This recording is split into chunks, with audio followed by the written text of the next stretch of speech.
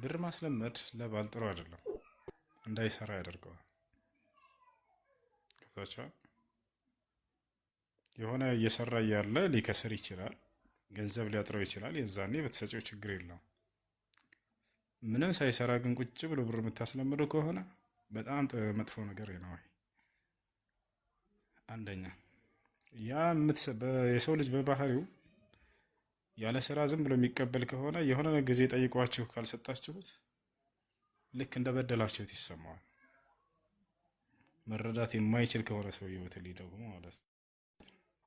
አጋጥሟቸው ያውቅም? የምታደርጉላቸው ሰዎች ከቤተሰቡ ሊሆን ይችላል፣ ከጓደኛ የሆነ ቀን ስታስቀሩባቸው ያኮርፋል።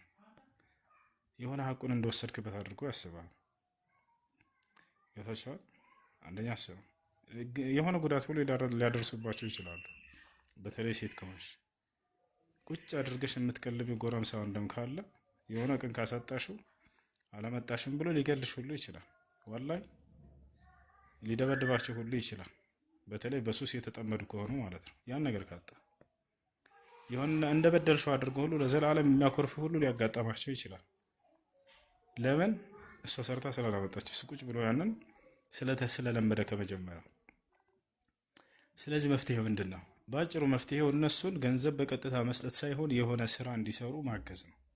ወደ ስራ ቦታ ወደ ስራ ቦታ ቀጥታ የትራንስፖርት ሰጥተሽ የሆነ ቦታ ሄዶ ተቀጥሮ እንዲሰራ ብታደርጉት የስራ ሁኔታን ከለመደ በኋላ ገንዘብ እንዴት እንደሚመጣ ከለመደ በኋላ የዛኔ ሙያ ከለመደ በኋላ ለዚያ ለሙያ የሚያስፈልገውን ታታሪ ልጅ ከሆነ በኋላ ተሰጥቷላችሁ።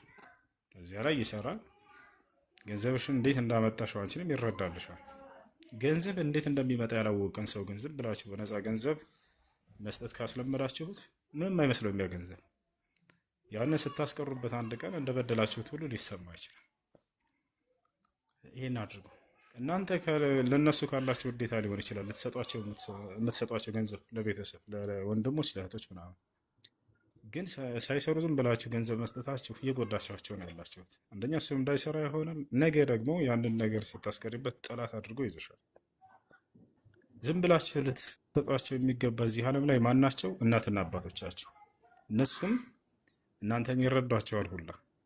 እነሱ ለፍተዋል፣ ደክመዋል፣ እናንተን ለማሳደግ መስዋዕት ከፍለዋል።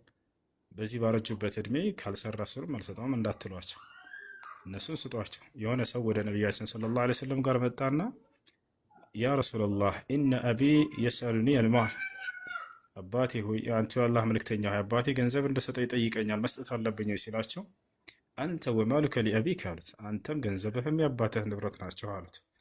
ያ ማለት የጅቡ ዐለል ኢብን አን ያዕጢየ ሊአቢህ ቢቀድሪ ልሓጃ፣ ልጅ ለአባቱ